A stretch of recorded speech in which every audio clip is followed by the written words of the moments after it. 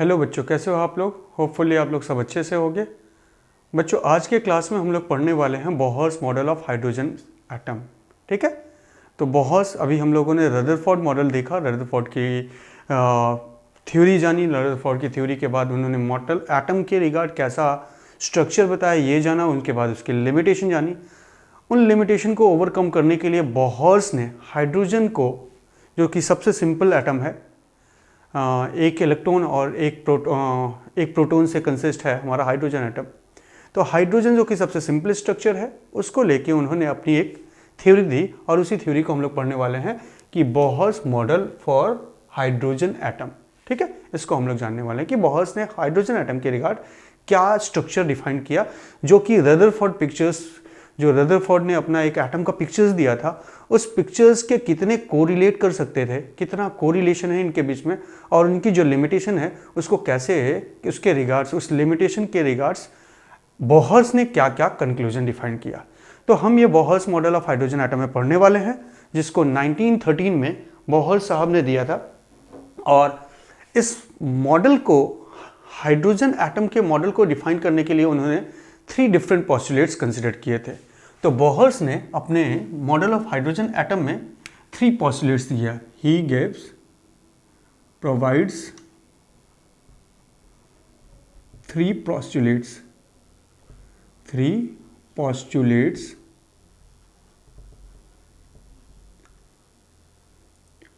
इन तीनों पॉस्टुलेट्स को हम लोग सीक्वेंसली देखते जाएंगे। पॉस्टुलेट्स नंबर 1, पॉस्टुलेट्स 2, पॉस्टुलेट्स 3, इनको हम धीरे धीरे समझेंगे। तो पॉस्टुलेट्स इन्होंने 3 प्रोवाइड करी, और इन तीनों पॉस्टुलेट्स में पहला पॉस्टुलेट्स इन्होंने जो दिया वो ये बताया कि हमारा जो एटम है रदरफोर्ड, अच्छा एक और चीज़ हम यहाँ डिस्कस करने वाले हैं कि रदरफोर्ड के एटॉमिक पिक्चर्स का कोरिलेशन इन्होंने क्वांटम थ्योरी से करके ये पॉस्टुलेट्स बताई। तो ये 3 पॉस्टुलेट्स देने के लिए इन्होंने क्वांटम थ्योरी का, with the help of quantum picture of atom, picture in Rutherford model, Rutherford model. तो क्वांटम थ्योरी को अप्लाई किया किसके ऊपर, रदरफोर्ड मॉडल ऑफ एटम के ऊपर, और उसके बाद इन्होंने 3 डिफरेंट पॉस्टुलेट्स प्रोवाइड किए। ठीक है, तो रदरफोर्ड के ही मॉडल को इन्होंने क्वांटम थ्योरी के एप्लीकेशन से बताने की कोशिश करी, जिसके रिगार्ड इन्होंने 3 डिफरेंट पॉस्टुलेट्स बताई। अब इन तीनों पॉस्टुलेट्स को हम सीक्वेंसली पढ़ते जाएंगे, देखते जाएंगे, और सारे पॉस्टुलेट्स का रिलेशन आगे कैसे होगा इसको हम जानेंगे एक एटम के स्टेबल स्ट्रक्चर के रिगार्ड्स। ठीक है, तो सबसे पहला पॉस्टुलेट्स इन्होंने जो बताया वो ये बताया कि हमारा जो एटम, रदरफोर्ड ने जो पिक्चर्स दिया, उस पिक्चर में हमारे एटम के सेंटर पे है न्यूक्लियस, और न्यूक्लियस रदरफोर्ड पिक्चर्स के हिसाब से पॉजिटिव चार्ज है। तो पॉजिटिव चार्ज न्यूक्लियस के चारों तरफ इलेक्ट्रॉन क्या कर रहा है बच्चों, चक्कर लगा रहा है। ये रदरफोर्ड पिक्चर्स का कंक्लूजन था कि electrons are revolving around a nucleus which is centered at the atom, and this nucleus is positively charged. So Rutherford के मॉडल्स की इस कंक्लूजन को बोहर्स ने अपने पॉस्टुलेट्स नंबर में ये बताया कि पॉजिटिव चार्ज न्यूक्लियस और इलेक्ट्रॉन जो कि नेगेटिवली चार्ज है, इनके बीच में कूलम्ब इलेक्ट्रोस्टैटिक अट्रैक्शन फोर्स लगेगा। कूलम्ब का फोर्स है कि 2 चार्जेस के बीच में इलेक्ट्रोस्टैटिक फोर्सेस होते हैं, क्योंकि दोनों चार्ज, क्योंकि न्यूक्लियस हमारा पॉजिटिवली चार्ज है और इलेक्ट्रॉन जो चक्कर लगा रहा है वो नेगेटिवली चार्ज है, तो इनके बीच में जो अट्रैक्ट फोर्स होगा वो अट्रैक्टिव होगा।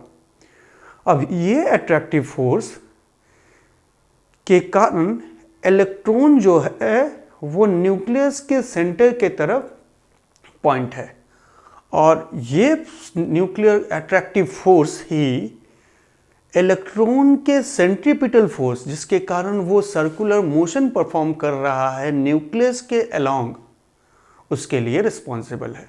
ठीक है, तो फर्स्ट पॉस्टुलेट्स क्या है बच्चों, the necessary centripetal force is provided by the Coulomb force of attraction between the nucleus and electrons। तो ये हमने कंसिडर कर लिया एटम का, हम हाइड्रोजन का एटम कंसिडर करते हैं। तो in hydrogen atom there is one proton. Hydrogen atom में क्या होता है बच्चों? हाइड्रोजन एटम में इन H एटम हम ये जानते हैं कि H एटम के अंदर नंबर ऑफ इलेक्ट्रॉन्स कितने? नंबर ऑफ इलेक्ट्रॉन्स भी 1 और नंबर ऑफ प्रोटॉन्स कितने? नंबर ऑफ प्रोटॉन्स भी 1। नंबर ऑफ न्यूट्रॉन कितने? तो न्यूट्रॉन हमारे हाइड्रोजन एटम में एग्जिस्ट नहीं करते। 1H1 लिया है हम लोगों ने, ऐसा hydrogen atom, simplest hydrogen atom, ठीक है। 1H1 ना लिखे क्योंकि वो न्यूक्लियस का पार्ट हो जाएगा। तो एक हाइड्रोजन एटम जिसके पास नंबर ऑफ इलेक्ट्रॉन कितने हैं? 1, नंबर ऑफ प्रोटॉन कितने हैं? 1, और नंबर ऑफ न्यूट्रॉन कितने हैं? 0। जिसका हमने न्यूक्लियस कंसिडर किया है, ये हमने एक न्यूक्लियस का डायग्राम बनाया है, ये न्यूक्लियस को रिप्रेजेंट किया है, और इसके चारों तरफ हमारे इलेक्ट्रॉन्स ऐसे एक फिक्स ऑर्बिट में चक्कर लगा रहे हैं। तो क्योंकि इलेक्ट्रॉन्स एक सर्कुलर ऑर्बिट में चक्कर लगा रहा है, ये थ्योरी किसने बताई? रदरफोर्ड ने, कि electrons are revolving around a nucleus in circular orbit. तो सर्कुलर ऑर्बिट में अगर चक्कर लगा रहा है बच्चों, तो इस न्यूक्लियस के पॉजिटिव चार्ज ने इस नेगेटिव इलेक्ट्रॉन्स के ऊपर क्या लगाया है? Electrostatic force. और इस इलेक्ट्रोस्टैटिक फोर्स ने किसका रोल प्ले किया है? इस इलेक्ट्रोस्टैटिक ने फोर्स ऑफ सेंट्रीपिटल का रोल प्ले किया है, सेंट्रीपिटल। और इस सेंट्रीपिटल फोर्स के कारण ही हमारा जो इलेक्ट्रॉन है वो न्यूक्लियस के अराउंड किसी एक स्टेशनरी ऑर्बिट में, फिक्स ऑर्बिट में, with some distance from of orbit from the nucleus चक्कर लगा रहा है। इस पॉइंट को पहले पॉस्टुलेट्स में बोहर साहब ने बताया। बोहर्स के हिसाब से ये जो सेंट्रीपिटल फोर्स जिसके कारण हमारा इलेक्ट्रॉन सर्कुलर मोशन परफॉर्म कर रहा है अराउंड द न्यूक्लियस, वो कहाँ से मिल रहा है उसे? तो इलेक्ट्रोस्टैटिक, यहाँ मैं इलेक्ट्रॉन फोर्स लिख दिया, electrostatic force, electrostatic repulsive attractive force के कारण ऐसा हो रहा है, force of electrostatic.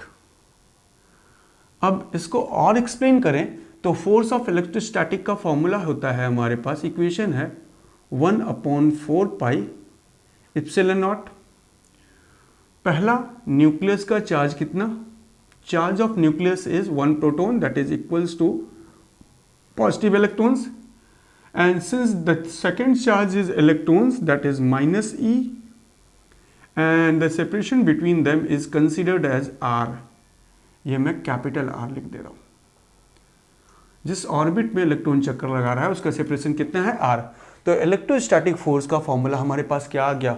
1/4 pi epsilon not E square. Positive और नेगेटिव मिलके क्या हो जाएगा? नेगेटिव साइन आ जाएगा, और ये नेगेटिव साइन किसको सिग्निफाई करता है? अट्रैक्टिव फोर्स को। ई स्क्वायर अपॉन R, ठीक है। This negative sign signifies attraction. किसके बीच में अट्रैक्शन? न्यूक्लियस और इलेक्ट्रॉन के बीच में अट्रैक्शन। और ये फोर्स, इलेक्ट्रोस्टैटिक फोर्स जो है, वो बॉडी को सेंट्रीपिटल फोर्स, बॉडी को सर्कुलर मोशन करवाने के में लगने वाले फोर्स के मैग्नीट्यूड के इक्वल्स है। तो सेंट्रीपिटल फोर्स का इक्वेशन क्या होता है? जो पार्टिकल मोशन कर रहा है, ये पार्टिकल कौन सा मोशन कर रहा है? इलेक्ट्रॉन्स। तो मास ऑफ इलेक्ट्रॉन इनटू उसकी कोई ना कोई वेलोसिटी होगी, v square upon separation, that is r।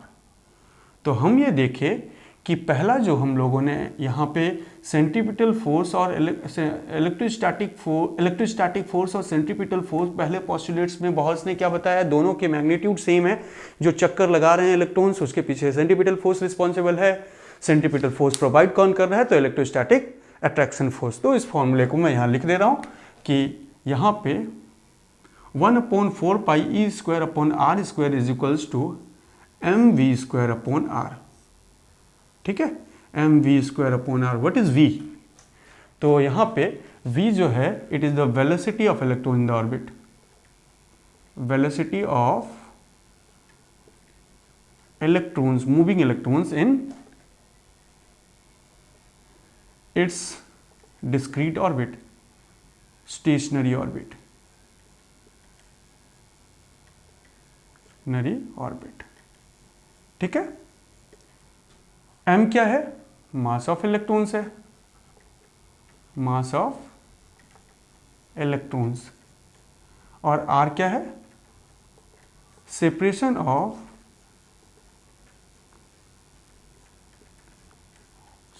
Of orbit from nucleus, nucleus से ऑर्बिट की सेपरेशन। तो ये हमारे पास पहले पोस्टुलेट्स से मिले हुए स्टेटमेंट हैं। क्या? और स्टेटमेंट क्या है? हम ये कह सकते हैं 1/4 पाई एप्सिलॉन नॉट को इलेक्ट्रोस्टैटिक कांस्टेंट भी कह सकते हैं। तो necessary centripetal force is provided by force of electrostatic between the nucleus and electrons. ठीक है, ये हमारे पास पहला इक्वेशन आ गया। तो पहले पोस्टुलेट्स में हमको ये बताया गया, पहले पोस्टुलेट्स में बहुत साहब ने ये बताया कि इलेक्ट्रॉन जो चक्कर लगा रहा है, पहले पोस्टुलेट्स में बहुत साहब ने ये बताया कि जो इलेक्ट्रॉन चक्कर लगा रहा है किसके अलोंग? न्यूक्लियस के अलोंग। और उस चक्कर लगाने में जो सेंट्रीपिटल फोर्स है वो सेंट्रीपिटल उसे कौन प्रोवाइड कर रहा है? उस सेंट्रीपिटल फोर्स को उसे इलेक्ट्रोस्टैटिक फोर्स ऑफ अट्रैक्शन से मिलता है। ठीक है, अब क्योंकि इलेक्ट्रॉन चक्कर लगा रहा है, क्योंकि इलेक्ट्रॉन मोशन कर रहा है, तो मोशन कर रहा है तो मोशन, अगर कोई बॉडी मोशन कर रही है तो उसके पास कोई ना कोई वेलोसिटी होगी। और साथ में बॉडी जो मोशन कर रही है, यहाँ जो बॉडी में कह रहा हूँ वो पार्टिकल है, और वो पार्टिकल कौन है? इलेक्ट्रॉन्स। इलेक्ट्रॉन का वेलोसिटी है, इलेक्ट्रॉन का मास है, और मास और वेलोसिटी दोनों मिलके क्या बनाते हैं? मोमेंटम। वो मोमेंटम, क्योंकि यहाँ सर्कुलर मोशन हो रहा है, इसलिए वो मोमेंटम कैसा मोमेंटम कहा जाएगा? लीनियर या एंगुलर? तो हम कहेंगे that is considered to be angular momentum. तो दूसरा पोस्टुलेट्स जो बहुत साहब ने बताया वो इस इलेक्ट्रॉन के एंगुलर मोमेंटम के रिगार्ड्स बताया, और उन्होंने बताया कि क्योंकि हमारा इलेक्ट्रॉन्स जो है एक फिक्स ऑर्बिट में मोशन कर रहा है। इलेक्ट्रॉन क्या कर रहे हैं? इलेक्ट्रॉन्स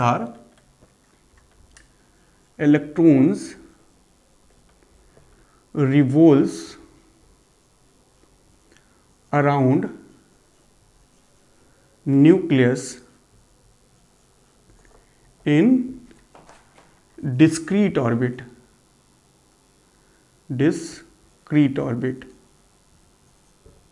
इलेक्ट्रॉन कहाँ चक्कर लगा रहे हैं? एक डिस्क्रीट ऑर्बिट में, और इस डिस्क्रीट ऑर्बिट को हम लोगों ने स्टेशनरी ऑर्बिट भी कहा। अब ये स्टेशनरी से क्यों कहा जा रहा है कि अभी हम लोग इसको जानेंगे, स्टेशनरी ऑर्बिट।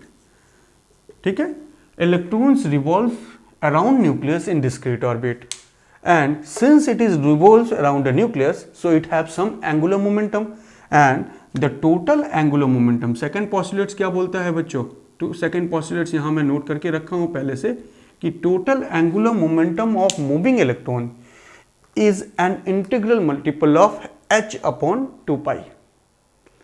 तो क्योंकि हमारा न्यूक्लियस, ये हमने हाइड्रोजन का न्यूक्लियस कंसीडर किया है, और न्यूक्लियस के चक्कर लगा रहे हैं हमारे क्या?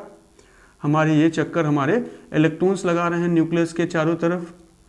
तो इलेक्ट्रॉन के चारों तरफ ये चक्कर लगा रहा है, तो चक्कर लगा रहा है तो इसका कुछ ना कुछ एंगुलर मोमेंटम होगा, एंगुलर मोमेंटम होगा।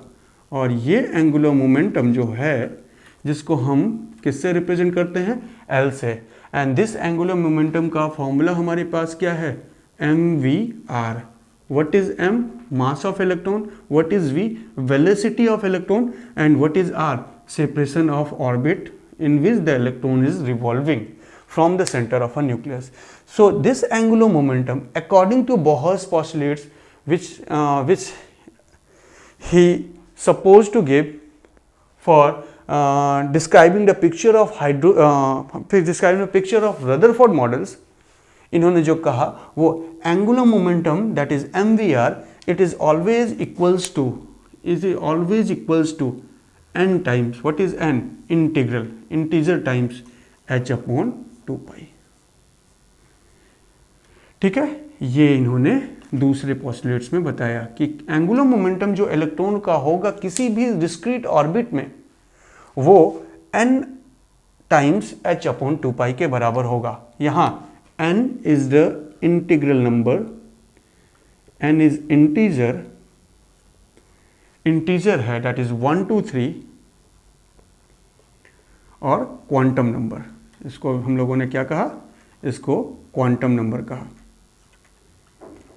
Okay, and this nh/2π, this nh/2π is called quantum condition. क्या कहा जाता है बच्चों? Quantum condition. कि एंगुलर मोमेंटम हमेशा क्या होगा? Angular momentum of electron revolving around a nucleus is always quantized, and quantization कैसे होगा? h/2π का मल्टीपल होगा, 1 टाइम्स 2 टाइम्स 3 टाइम्स ऐसे मल्टीपल होंगे, और दिस h/2π n टाइम्स के साथ क्या कर दिया गया? Quantum condition. हेयर ये जो h है ना बच्चों, ये जो हमने h लिख रखा है, this h is Planck constant, क्योंकि हम यहाँ पहले डिस्कस कर रहे हैं कि पोस्टुलेट्स बोहर्स ने जो दे रखा है, ये पोस्टुलेट्स क्वांटम पिक्चर्स को अप्लाई किया इन्होंने किसके अंदर? रदरफोर्ड मॉडल के अंदर। इसका मतलब क्वांटम की थ्योरी प्लैंक ने डिफाइन करी थी, इसलिए यहाँ हम लोग प्लैंक कांस्टेंट का यूज किए हैं, and this Planck constant is Planck constant, और प्लैंक कांस्टेंट की वैल्यू होती है बच्चों, it is equals to 6.6 into 10⁻⁻34। ठीक है, जूल सेकेंड, ये होती है हमारे प्लैंक कांस्टेंट की वैल्यू। Here h is equals to 6.6 into 10⁻⁻34 joule second. ठीक है, ओके, अब आ जाते हैं हम लोग कि यहाँ हमने देखा कि एंगुलर मोमेंटम के बारे में इन्होंने बता दिया, साथ में इन्होंने बता दिया कि ये जो चक्कर लगा रहा है उसके पीछे फोर्स जो लग रहा है वो फोर्स कौन सा है? इलेक्ट्रोस्टैटिक फोर्स है। अब साथ में इन्होंने ये भी बताया कि जो हमारे थर्ड पोस्टुलेट्स इन्होंने जो दिया वो ये कहा कि इलेक्ट्रॉन जो कि आउटर ऑर्बिट में रिसाइड कर रहे हैं, वो इलेक्ट्रॉन जो न्यूक्लियस से दूर वाली ऑर्बिट में रिसाइड कर रहे हैं उसकी एनर्जी ज़्यादा होगी in comparison to that of inner orbit. इसी पॉइंट्स को उन्होंने थर्ड पोस्टुलेट्स में बताया कि electron in outer orbit have greater energy than those of inner orbit. ठीक है, तो अगर हम ये इलेक्ट्रॉन का पिक्चर्स डिफाइन करें कि यहाँ पे एक ऑर्बिट है और यहाँ एक ऑर्बिट है, तो वो ऑर्बिट जो बाहर है उसकी एनर्जी क्या होगी? हायर, और वो ऑर्बिट जो इनर है उसकी ऑर्बिट क्या होगी? लोअर, उसकी एनर्जी क्या होगी? लोअर। ठीक है, तो हायर आउटर ऑर्बिट की एनर्जी क्या कही जाएगी? आउटर ऑर्बिट की एनर्जी हायर कही जाएगी। आउटर, इसको मैं क्या लिख रहा हूं? एनर्जी ऑफ आउटर, और इसको क्या लिखते हैं? Energy of inner. तो इन्होंने कहा अपने थर्ड पोस्टुलेट्स में इन्होंने बताया कि इलेक्ट्रॉन जो कि आउटर ऑर्बिट में रिसाइड कर रहे हैं, आउटर एक्सिस में एग्जिस्ट रहते हैं, उन इलेक्ट्रॉन्स की एनर्जी, टोटल एनर्जी, यहाँ टोटल एनर्जी जो कही जा रही है, ये जो electron in the outer orbit have a greater energy, ये जो एनर्जी है that is total energy, and this total energy is equals to kinetic energy plus potential energy. ठीक है, तो this energy is the sum of kinetic energy plus potential energy, दोनों का सम, और ये आउटर ऑर्बिट का ज़्यादा होगा और इनर ऑर्बिट का कम। ठीक है, अब अगर हमारा इलेक्ट्रॉन का ट्रांजिशन होता है आउटर ऑर्बिट से इनर ऑर्बिट में, इलेक्ट्रॉन मूव करते हैं आउटर ऑर्बिट से इनर ऑर्बिट में, तो वो रेडिएशन ऑफ एनर्जी करेंगे, and this radiant energy, since if an electron move from outer to inner orbit में ट्रांजिशन करते हैं, तो ये एनर्जी का एमिशन करेंगे, and this energy is given by h nu. What is h? It is Planck constant, and what is nu? It is frequency of radiation. ठीक है, जिसको हम यहाँ पे, इसको हम क्या कह सकते हैं? एमिशन किसका होगा? फोटोन का एमिशन होगा। फोटोन के एमिशन से ये प्रोसेस अकर होता है। तो अगर हमारा इलेक्ट्रॉन हायर एनर्जी ऑर्बिट से लोअर एनर्जी ऑर्बिट में जाता है तो वो किसको एमिट करेगा, एमिशन ऑफ फोटोन अकर होगा। ठीक है बच्चों, अब यहाँ आउटर ऑर्बिट को हम ये भी कह सकते हैं इनिशियल स्टेट से फाइनल स्टेट पे अगर जाता है तो ये एच न्यू ये वैल्यू होगी। और इस कंडीशन पे अगर इनिशियल से फाइनल में ये इनिशियल हमारा आउटर है और फाइनल इनर है तो यहाँ जो एच न्यू होगा वो क्या होगा, एमिशन होगा, एमिशन ऑफ इलेक्ट्रॉन अक्कर होगा बच्चों। ठीक है, इलेक्ट्रॉन एमिट होगा, मतलब अगर यहाँ से एक इलेक्ट्रॉन का ट्रांजिशन होके यहाँ जा रहा है तो ये क्या करेगा, हम कहेंगे यहाँ से एक फोटोन को ये रिलीज करेगा and the energy of photon is equals to difference of energy between outer and inner orbit. ठीक है, अब यहाँ से समझ में आ रहा है, ये हमारे तीनों पोस्टुलेट्स को हम लोगों ने देख लिया। पहला पोस्टुलेट्स क्या है, पहला पोस्टुलेट्स है कि force of attraction between the nucleus and electrons is equals to the centripetal force and this centripetal force is responsible for the motion of electrons around the nucleus in circular orbit। ठीक है, दूसरी postulates इन्होंने बताया कि angular momentum जो होगा electrons का वो हमेशा क्वांटाइज रहेगा और ये क्वांटाइजेशन किसके इक्वल होगी, this quantization is equals to h/2π। ठीक है, ये क्वांटाइजेशन रहेगा। अब यहाँ से हमको तीसरा पोस्टुलेट्स मिला और तीसरा पोस्टुलेट्स उन्होंने बताया कि आउटर एनर्जी ऑर्बिट के outer orbit have higher energy than inner orbits. इसका मतलब अगर आउटर ऑर्बिट से इनर ऑर्बिट में अगर ट्रांजिशन होती हैं तो एमिशन ऑफ फोटोन होगा।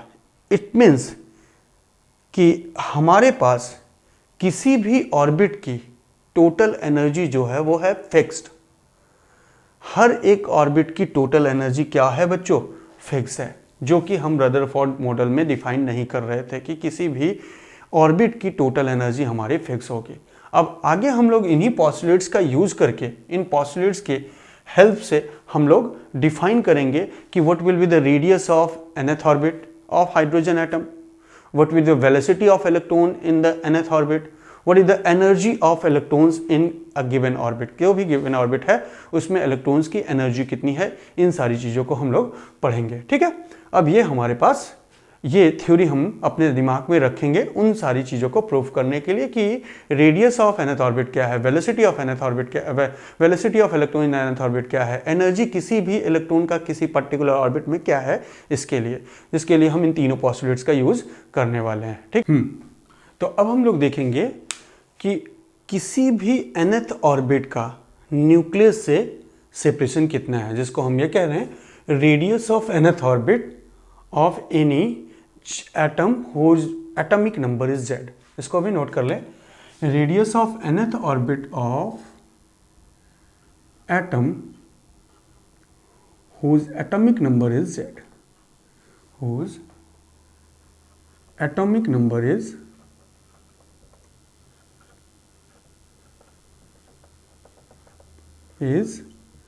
z।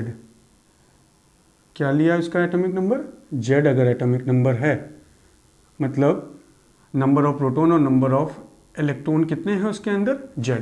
तो उस nth ऑर्बिट, उस एटम के nth ऑर्बिट का रेडियस क्या होगा। तो हम लोगों ने पहले पोस्टुलेट्स में ये जाना है बाई पोस्टुलेट्स नंबर 1। क्या है पोस्टुलेट्स फर्स्ट बच्चों, पोस्टुलेट 1 जो है वो ये बताता है कि mv² centripetal force that is mv² upon r is equals to 1/4 pi epsilon not Ze। ये चार्ज ऑफ न्यूक्लियस हो गया into electrons divided by separation का स्क्वायर। ये पहला पोस्टुलेट्स है। एंड सेकंड ये है इक्वेशन नंबर 1। सेकंड पोस्टुलेट्स जो है बाई पोस्टुलेट्स 2 हम लोगों ने ये पाया है कि angular momentum that is mvr equals to nh upon 2π। ठीक है बच्चों, ये पोस्टुलेट्स नंबर 2 पाया है। ये पीछे हम लोगों ने देख रखा था, अभी कुछ देर पहले हम लोगों ने इसके बारे में देखा है। नाउ अब अगर हमें निकालना है रेडियस ऑफ nth ऑर्बिट, तो पोस्टुलेट्स नंबर 2 से v की वैल्यू निकाल के पोस्टुलेट्स नंबर 1 में हम सब्स्टिट्यूट करें, तो यहाँ से v की जो वैल्यू होगी वो क्या होगी बच्चों, तो v is equals to, v हम यहाँ रख दे और m और r को हम राइट साइड इक्वेशन में डिनोमिनेटर में ले आए, तो NH अपॉन 2 पाई m इंटू r, ये हो गया इक्वेशन नंबर हमारा 3।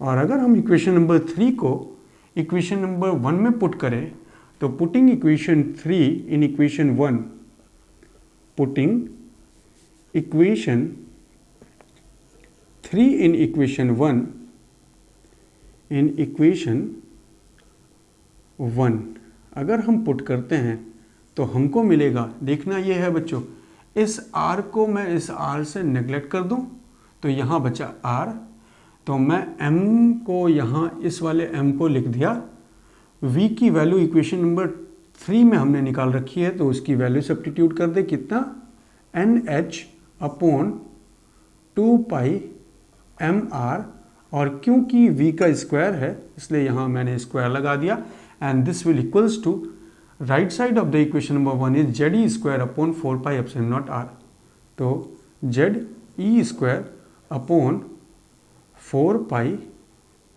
एप्सिलॉन नॉट आर, जिसको हम अगर और सॉल्व करें तो हमको मिलेगा यहाँ से m n square h square upon 4 pi square m square r square, and this will equals to Z E square upon 4 pi epsilon not r।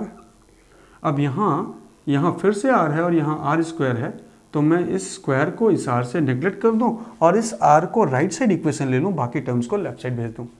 तो बाकी टर्म्स को अगर लेफ्ट साइड भेजे तो हमको मिला, इस r को इधर भेज दे, देयरफॉर r को हम right side of the equation भेजा और इन टर्म्स को लेफ्ट साइड के इक्वेशन में भेज दें, तो हमारे पास m n square h square जो है उससे कौन सा मल्टीप्लिकेशन हो जाएगा, 4 पाई एप्सिलॉन नॉट का, और divided by 4 pi square m square, और ये r तो यहाँ आ गया और जेड ई स्क्वायर इस तरफ चला जाएगा, तो जेड ई स्क्वायर। अब यहाँ से जो कैंसिल हो पा रहा है उसे हम कैंसिल करेंगे, तो पहला कैंसिलेशन क्या, 4 का 4 से, दूसरा कैंसिलेशन क्या, यहाँ पाई स्क्वायर है और यहाँ क्या है पाई, उसको कैंसिल कर लिए, और कहीं कुछ कैंसिलेशन हो रहा है, हाँ हो रहा है, मास स्क्वायर से। तो अब हमारे कैंसिलेशन के बाद हमें रिजल्ट मिला कि r इक्वल्स टू, ये मैं राइट साइड इक्वेशन को लेफ्ट साइड लिख दूँ, लेफ्ट साइड को राइट साइड लिख दूँ, तो r इक्वल्स टू, यहाँ एक और चीज़ का ध्यान देना है बच्चों, ध्यान ये देना है कि हम रेडियस ऑफ nth ऑर्बिट निकाल रहे हैं और जिस एटम का निकाल रहे हैं उसका नंबर क्या है, z, तो इसलिए n और z को हम यहाँ इक्वेशन में सेपरेट कर लें। तो यहाँ n है तो इसमें n को साइड कर लिया, तो दैट इज n स्क्वायर, और डिनोमिनेटर में z है तो इसको मैं नीचे रख दिया z, बाकी टर्म्स को मैंने यहाँ ब्रैकेट में रखा। अब बाकी टर्म्स क्या बचे, तो पहला बचा h square epsilon not divided by m E square pi, m E square pi, ठीक है। ये करने का मोटो क्या है इसको हम अभी जानेंगे। तो अगर आप यहाँ पे इक्वेशन में देखें तो इस नीचे जो मैंने अभी इक्वेशन बना रखा है, इस इक्वेशन में हमारे ब्रैकेट के अंदर जो टर्म्स पड़े हुए हैं, यहाँ हमने ब्रैकेट के अंदर जो टर्म्स लिख रखा है ये सारे क्या हैं, कांस्टेंट। h प्लैंक कांस्टेंट है जिसकी value 6.6 into 10⁻⁻34, epsilon naught permittivity of a free space जिसकी value 8.85 into 10⁻12, mass of electron हम जानते हैं, चार्ज ऑफ इलेक्ट्रॉन हमें मालूम है, पाई वैल्यू मालूम है। तो यहाँ पे रखे हुए सारे जो टर्म्स हैं वो क्या है, कांस्टेंट। अब इस कांस्टेंट को जब हम लोगों ने सॉल्व किया तो हम लोगों ने कांस्टेंट को सॉल्व करके जो इक्वेशन पाया वो पाया z is equals r equals to 0.53 into 10⁻⁻10। क्या पाया, r की वैल्यू में ये कांस्टेंट की वैल्यू 0.53 इंटू 10⁻⁻10 पाया, और साथ में हमारे पास क्या है, साथ में हमारे पास है n square by Z, n square by Z. Okay, अब अगर हम इस इक्वेशन को ऑल सॉल्व करें तो 10⁻⁻10 को हम क्या लिख सकते हैं, एंगस्ट्रॉम। तो हमारे पास रेडियस ऑफ ऑर्बिट जो मिली वो मिली 0.53 n square by Z times, n square by Z times angstrom. किसमें हम लोगों ने कैलकुलेट किया, इसको एंगस्ट्रॉम में कैलकुलेट किया। तो रेडियस ऑफ nth ऑर्बिट हम लोगों को मिल गया। nth ऑर्बिट यहाँ हमारे पास देखिए आप इक्वेशन में n मिला हुआ है, और किस एटम के लिए हम लोगों ने निकाला, z के लिए। तो रेडियस ऑफ nth ऑर्बिट का एक्सप्रेशन हम लोगों ने सॉल्व कर लिया, और इसको अगर आप सॉल्व डेरिवेशन अगर नोट करना है तो आप कर सकते हैं। रेडियस ऑफ nth ऑर्बिट में हम लोगों ने फॉर्मूला पाया, this is equals to radius of nth orbit किसका, z एटम का, radius of nth orbit of z atom. z atom means atomic number जिसका z है। इसकी वैल्यू कितनी मिली हम लोगों को, तो हम लोगों को वैल्यू मिली है 0.53 times n square by Z angstrom. ठीक है, ये हम लोगों ने किस में कैलकुलेट किया है, एंगस्ट्रॉम में कैलकुलेट किया है। तो ये पहली चीज़ हम लोगों ने कैलकुलेट कर दी कि किसी भी nth ऑर्बिट का रेडियस क्या होगा। ठीक है बच्चों, nth ऑर्बिट के रेडियस को हम लोगों ने यहाँ कैलकुलेट कर लिया। ठीक है, अब आगे हम लोग देखेंगे कि इसमें और भी टर्म्स को हम लोग को समझना है। इसको मैं पहले इरेज कर लूँ, फिर आगे समझाता हूँ और चीज़ों को। कि अब अगर यहाँ देखा जाए कि अगर हम हाइड्रोजन एटम के लिए अप्लाई करें, हम क्योंकि बोहर्स ने जो थ्योरी स्टडी करी थी, जो मॉडल्स के बारे में डिस्कस करा था, वो हाइड्रोजन एटम के लिए है। तो यहाँ हम इस इक्वेशन को किसके लिए अप्लाई करते हैं, फॉर हाइड्रोजन एटम। तो अगर हम हाइड्रोजन एटम के लिए देखें तो फॉर H एटम, अब H एटम में क्या है, तो H एटम में Z की वैल्यू कितनी हो जाएगी बच्चों। अगर आप थोड़ा सा अपने दिमाग को यूज़ करें तो आपको पता चलता है कि हाइड्रोजन एटम के एटॉमिक नंबर हमारा 1 है। तो इस हिसाब से for hydrogen atom H atom Z की वैल्यू हम क्या रखेंगे, 1। और अगर 1 रख दिया तो nth ऑर्बिट की का जो हमें वैल्यू मिलेगा वो कितना हो जाएगा, 0.53 इंटू 10⁻⁻10 मीटर। ठीक है, ये हमें वैल्यू मिल जाएगा first orbit. For hydrogen atom के फर्स्ट ऑर्बिट का अगर हम कैलकुलेशन करें तो हमको क्या मिला, 0.53 इंटू 10⁻10 मीटर, ये हमें वैल्यू मिली। इसका मतलब size of hydrogen atom is nearly equals to 1 angstrom. कितना है, 1 angstrom, that is equals to 10⁻10 metre. तो यहाँ हम लोगों ने एक कंक्लूजन डिराइव करा रेडियस ऑफ nth ऑर्बिट के इक्वेशन से कि हाइड्रोजन एटम जो कि सबसे सिंपलेस्ट हमारे पास एटम है, उस एटम की साइज क्या है, साइज ऑफ एटम क्या है। तो साइज ऑफ एटम हम लोगों ने अप्रॉक्सीमेटली क्या पाया है बच्चों, 1 angstrom, that is 10⁻10 metre. Clear, पहला कंक्लूजन हम लोगों ने यहाँ से जाना कि size of hydrogen atom is 10⁻10 metre. अब आगे हम लोग को जानना है कि किसी भी एटम के लिए अगर हम अप्लाई करें तो उसकी क्या ऑर्बिट जो हैं, जैसे अगर एक एटम ले लिया जाए उसमें हम एक नहीं कई ऑर्बिट्स हैं, first orbit, second orbit, third orbit, ऐसे कई ऑर्बिट हैं। तो क्या सारे ऑर्बिट इक्वली स्पेस्ड हैं या अनइक्वल स्पेसिंग है। ठीक है, तो जैसे हम एक न्यूक्लियस कंसिडर करते हैं, किसी भी एटम का न्यूक्लियस ले लिए तो उस न्यूक्लियस के चारों तरफ ऑर्बिट्स हैं, ऐसा है, फिर ऐसा है दूसरा, फिर थर्ड ऑर्बिट हम कंसिडर करें ऐसा। तो क्या ये सारे ऑर्बिट्स इक्वल स्पेसिंग हैं, सारे ऑर्बिट्स के बीच की सेपरेशन बराबर है या सारे ऑर्बिट के बीच की स्पेसिंग डिफरेंट है। तो इसको हम जानते हैं कि whether the orbit are equally space और अनइक्वली स्पेस। तो यहाँ पे इक्वली स्पेस और अनइक्वली स्पेस के लिए हम कहेंगे, अगर हम इफ ऊपर वाले इक्वेशन में अगर हम n के जगह पे फर्स्ट 1 रख दें, n इक्वल्स टू 1, अगर n इक्वल्स टू 1 रख दिया, इसका मतलब कौन सी ऑर्बिट है? First orbit. फर्स्ट ऑर्बिट, तो फर्स्ट ऑर्बिट का अगर कैलकुलेशन करें तो हम लोग क्या पाएंगे बच्चों? क्या फर्स्ट ऑर्बिट की वैल्यू कितनी मिल जाएगी? Radius of first orbit of nth atom, atom whose atomic number is z। अगर हम निकालें तो हमें वैल्यू मिलेगी 0.53, n की जगह पे 1 रख देंगे तो 1 का स्क्वायर 1 हो जाएगा, एंगस्ट्रॉम डिवाइडेड बाई z। ठीक है, वहीं अगर हम n की वैल्यू 2 सब्स्टिट्यूट कर दें, दैट इज सेकेंड ऑर्बिट को कैलकुलेट करें, तो अगर हम सेकेंड ऑर्बिट को कैलकुलेट करेंगे तो radius of second orbit of any atom whose atomic number is z will equals to 0.53 angstrom. अब n की जगह पे क्या रखेंगे? 2, तो 2 का पावर कितना हो जाएगा? 2 के 2 का power is equals to 4/z।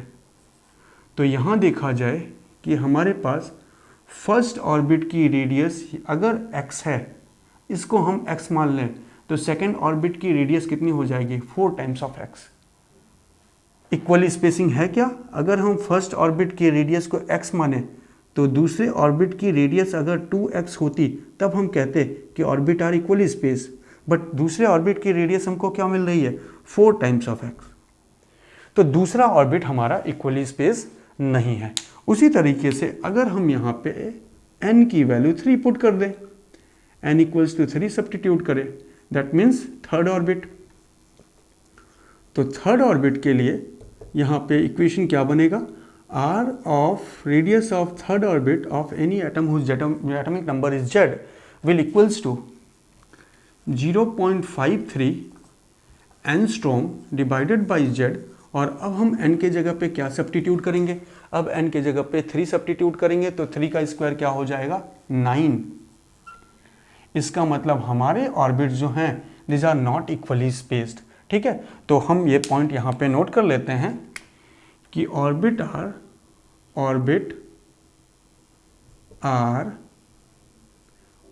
Are not equally spaced. सारे ऑर्बिट के बीच में जो सेपरेशन है वो इक्वल सेपरेशन नहीं है। ठीक है, ये बात समझ में आई कि यहाँ हम रेडियस ऑफ nth ऑर्बिट से 2 कंक्लूजन डिफाइन किए।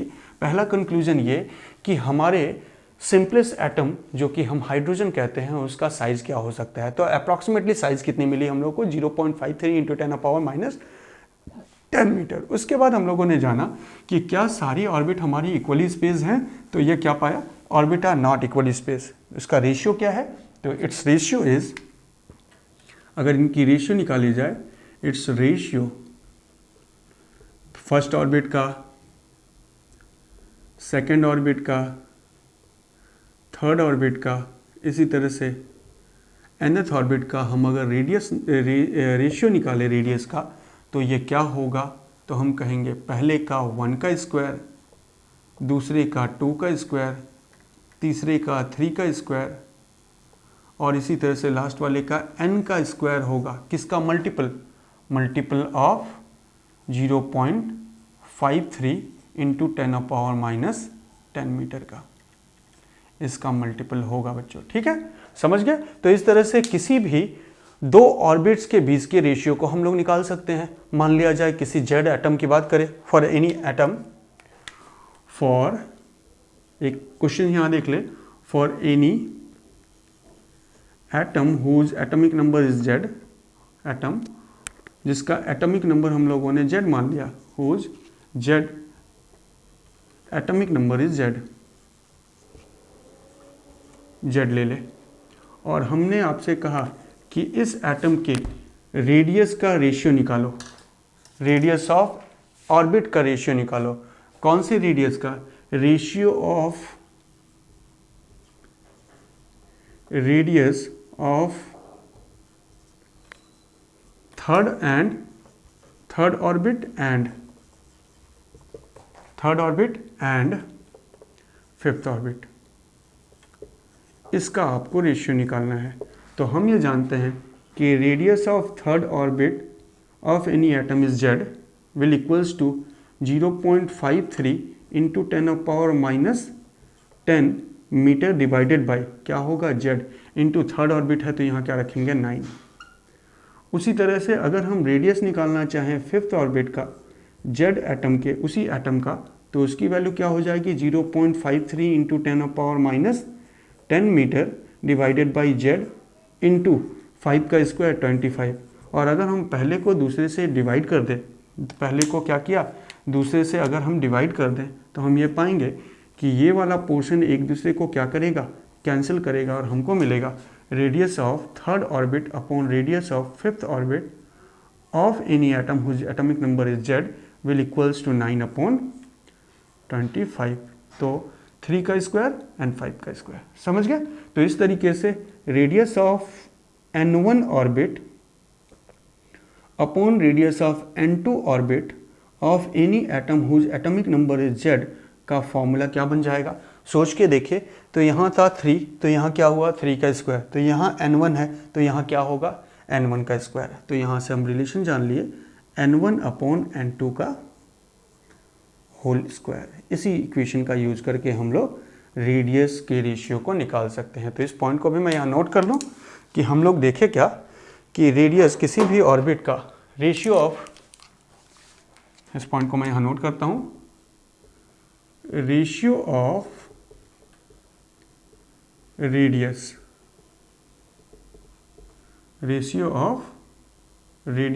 ऑफ एनी एटम, किसी भी एटम का जो होगा वो radius of n1 orbit upon radius of n2 orbit. What is n1 and n2? n1 and n2 is the orbit that we considered. यहाँ हमने n1 की जगह पे क्या रखा था थर्ड, यहाँ हमने n2 की जगह पे क्या रखा था 5। It will also equals to n1 upon n2 का होल ऑफ स्क्वायर। ठीक है, तो ये हमारे पास एक इक्वेशन बन गया दो रेशियो निकालने के लिए दो अलग अलग ऑर्बिट्स के। ठीक है, तो यहाँ हम लोगों ने radius of nth orbit of nth orbit of Z atom calculate कर रखा है। अब हम लोग आगे देखेंगे कि what will be the velocity of electron in that particular orbit. जो भी ऑर्बिट ले लिया जाए, फर्स्ट ऑर्बिट लिया जाए, सेकंड ऑर्बिट लिया जाए, उसमें जो इलेक्ट्रॉन रिवॉल्व्स हो रहे हैं उन इलेक्ट्रॉन्स की लीनियर वेलोसिटी क्या है। लीनियर वेलोसिटी निकालेंगे, फिर हम एंगुलर वेलोसिटी निकालेंगे, फिर फ्रीक्वेंसी निकालेंगे, फिर एनर्जी निकालेंगे और इस तरह से धीरे धीरे हम सारी चीज़ों की स्क्रूटनी करते जाएंगे। ठीक है बच्चों, ओके, थैंक यू।